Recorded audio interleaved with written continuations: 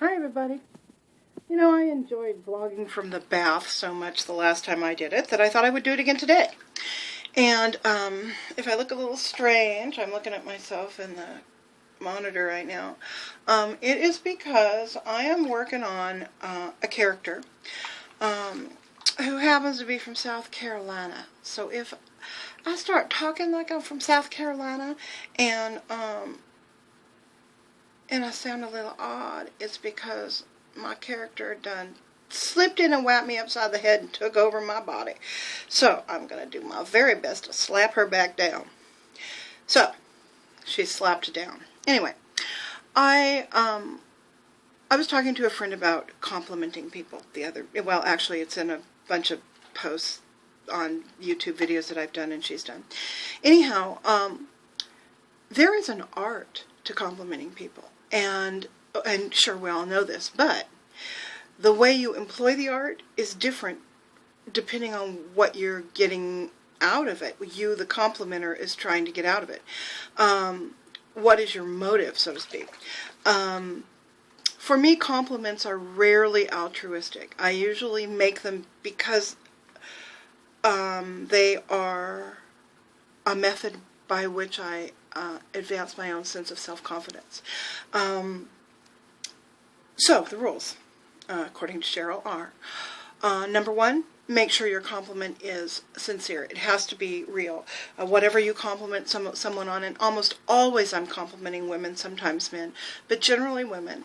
And I will choose an item, say their shoes, which is always a good one. And if I see someone with awesome shoes, I will often compliment her. Now, I don't run up to people and compliment them. That's just scary stalker material. I don't want to do that. But when you're in a position where you're physically in proximity to someone, let's say you're standing in line waiting for coffee, that's a great place, and you're feeling a little disconnected, maybe the anxiety's coming up because you don't like being out in crowds. Generally, I'll look over to the person next to me, find something. Often it's shoes, sometimes it's a handbag, sometimes it's the color of their shirt. And I will say something like, you know, I just love those shoes. They're beautiful. Are those Steve Madden's?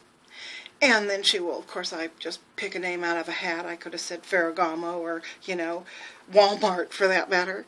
And almost every time she gets a surprised little look on her face and she says, oh no, you know, these are 9 West. I got them at JCPenney. Oh really? They look like a pair of Steve Madden's that my sister has. They're just beautiful. And sometimes that's it. We both stand there with little smiles on our faces and go back to our own thoughts, or sometimes it turns into a conversation. But it almost always cures me of rising anxiety. I had a situation where I had to go into a group full of a bunch of people eating breakfast. I think I vlogged about this earlier. And I went in and was nervous until I started talking to, the first person I talked to was this Malaysian kid. And I said something to him about waffles. I don't know, it was some, you know, an attempt at humor. And it landed okay because he, you know, smiled and said a few words to me, and I smiled back and said a few words to him. And that's my friend Mikey calling, so why don't you stay on the camera with me, and we're going to answer that and see what he has to say. Hello?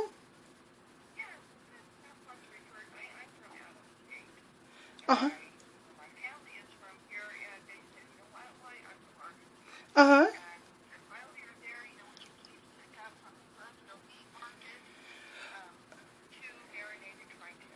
Okay.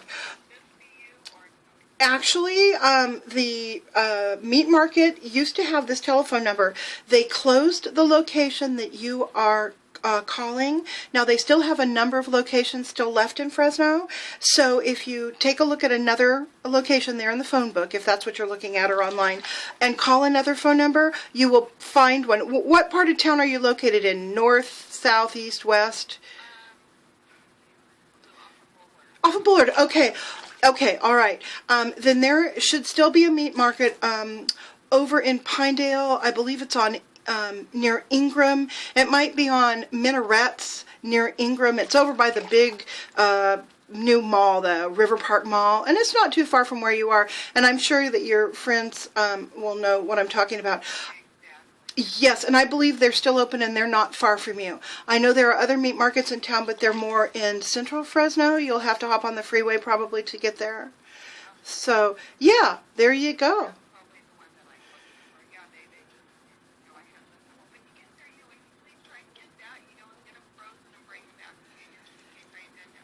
Yeah, they're really wonderful. Yeah, and most of the large supermarkets like Save Mart, they will have local Harris beef tri-tips generally, so you can get basically the same thing. Sometimes they're I don't know that they're marinated, but they're often spiced. But yeah, call the one that's over on, it's either Minarets or Ingram. Are you looking at the phone book right now?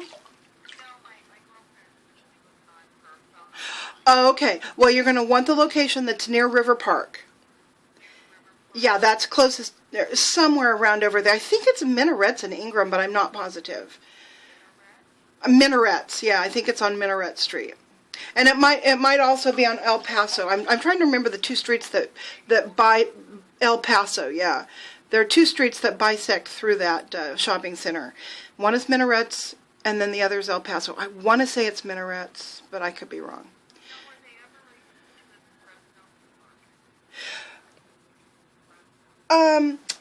I don't think so. I think they've always been referred to as the meat market. Now, there may be a Fresno meat market that I'm not aware of that's maybe a landmark business. If there is, I guarantee you it's going to be downtown. Yeah, but I've never heard of anything referred to as the Fresno meat market. Yeah. Well, good luck, and I hope you find those tri-tips. You bet. Bye-bye. Okay, there you go. There's a classic example. That wasn't a compliment exactly. But instead of just telling her, no, I'm sorry, you've got the wrong number, and hanging up, I went out of my way to be helpful. I love doing that. I do that to people in stores if they're looking for things, or they're looking for something that I know they can get cheaper somewhere else. I'll kind of look to each side and I'll lean over and I'll say, I saw those for sale at the Walmart, or okay, we're in Joann's right now, but if you go to Michael's, there's a 10% off coupon. Pick it up at the door. Or one time, I think I was in Joann's and craft store, and there was this kid standing next to a display, and he had a crochet hook and some yarn in his hand and a book, and he was struggling to make a chain stitch, and so here he is standing there trying to teach himself how to crochet. So I just sashay over and I say, "Hi, my name's Cheryl, and it looks like you're trying to teach yourself to crochet." And he looks at me kind of funny and nods his head, and I said, I'd be happy to show you. And so I taught this kid how to chain stitch, how to join, and then how to do a simple single crochet. All standing there in the middle of Joann's for a half an hour. That experience added to my self-confidence because it gave me one more little step, one more little thing I knew I could do that, people take happily accept. And so back to the compliment thing. So your compliment has to be genuine. You don't want to stalk people. You don't want to chase them down the street. If you want to discreetly follow them into a store and position yourself so that you can comment on their handbag, which you would dearly love to know where they got as your ulterior motive, then do that. Just, be kind of on the down low about it.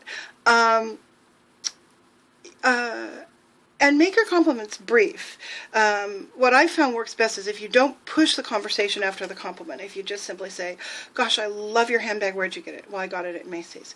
"Oh, well, it's just beautiful. Is that you know, Kate Spade.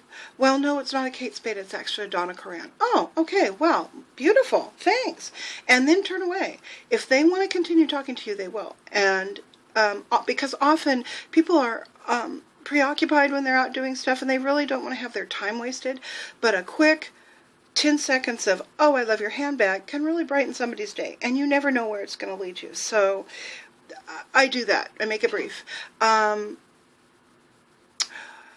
There are more subtle rules to complimenting people when you start talking to younger girls or women.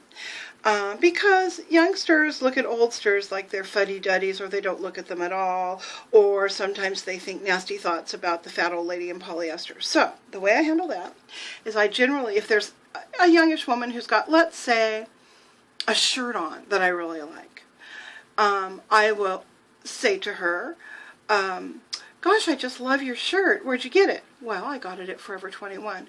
Oh, Lord, girl, I'd have to buy 7 of those and sew them together to get them to fit me, but you just look marvelous. And laugh and smile. Well, that diffuses so much.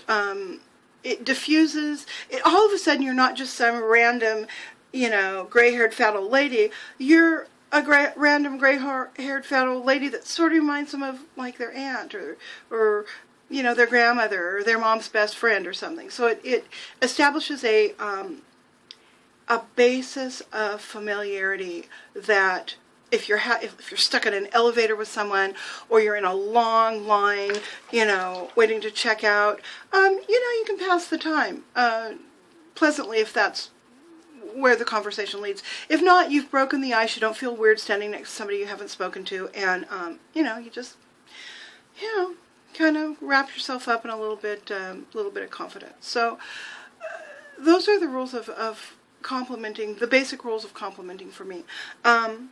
Again, my general ulterior motive is to dispel my own rising sense of panic, which I get in crowds. I hate to be in crowds. So, you know, once you've said howdy to the person next to you, it doesn't feel so much like a crowd.